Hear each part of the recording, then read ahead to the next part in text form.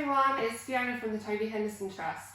We wanted to share with you today a great adult-led activity that we use at the Toby House, both in the social communication groups and in the playrooms. This adult-led activity is a colour matching one. It's really simple and it can be adapted in so many ways, which is why we love it here.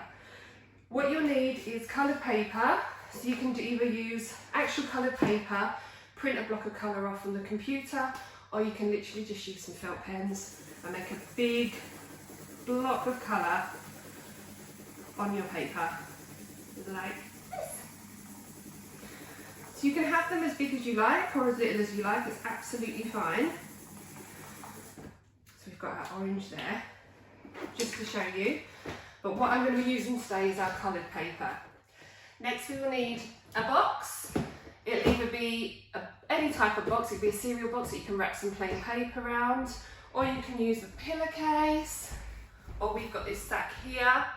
Anything really that your child can put their hand in and kind of not see what they're going to be pulling out, so it's a bit of a surprise, because this is where we're going to keep our matching objects.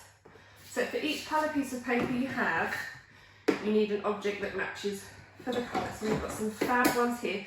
Really, you can use anything from around the house, which is the beauty of this activity. We have some ribbons, a scrubber from the shower, some toys, and we've got 2 for each colour.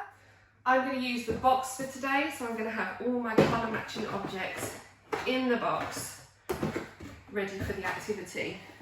Now what we like to do is have the coloured paper on the tabletop so the child can see what colours they have. You can name them first so they have an idea of what they are, if you can promote that language. And then we have turns of dipping into the box and finding an object. Again, like I said, it can be any object around the house, so it makes the activity really easy. Your child can then attempt to match themselves depending on your child and how appropriate it is for your child. You can name the colour first, or you can extend that and name the colour and the object, or you can just wait and see whether they can match it themselves and then name it. Whatever's going to be easiest or work more effectively with your child. During the activity, obviously it's really useful to have that visual support with what you're wanting the child to do. You could use for the now colours, or you can have game, whatever's going to work better with your child. And then you can have choose. If choose is too generic and your child doesn't seem to be able to stay focused on the adult activity, you can move that to an actual motivator that your child likes.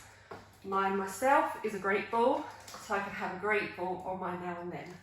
A really fun way to adapt this activity that I know us girls at the Toby House love to do is bringing a physical element to this game. If you have a child that really struggles to stay with a tabletop activity, you can make this really physical. So you can move the colours around your room in all different places, and then when they've found something in their box that they've selected, they then have to match the colour. This can be modelled by you first, just so the child understands the expectation. So if we've got a red, you could have a turn first, and you could either crawl over or jump. You can make it as fun and physical as you would like.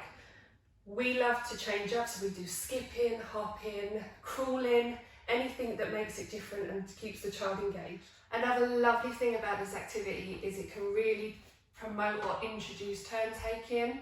So if your child really struggles with the turn taking element of an activity, you can have a turn first that also allows you to model the game with them, but then also helps introduce that turn taking in a fun way. If your child does struggle with that activity, there is an opportunity, like I said, by adapting this to back chain this activity. What you could do is remove the amount of colours that you're using. So you could remove the matching colours out of the box and just have 2 or 3 colours. This way it makes it a lot more simpler for your child to start with, and then you can build on that as you use this activity. As always, during the activity, you can come back to the visual now and then as many times as you need to, just to reinforce what you're going to be doing now and what you're going to be doing then. Always make sure when you have finished the activity, there is a lot of praise, and you finish the activity visually and move on to the motivator, which is my great ball. Thanks so much for tuning in and watching our colour matching activity. Please feel free to get in contact with us and share how it's gone, Or if you need any advice or you've got any questions, just give us a call or drop us an email.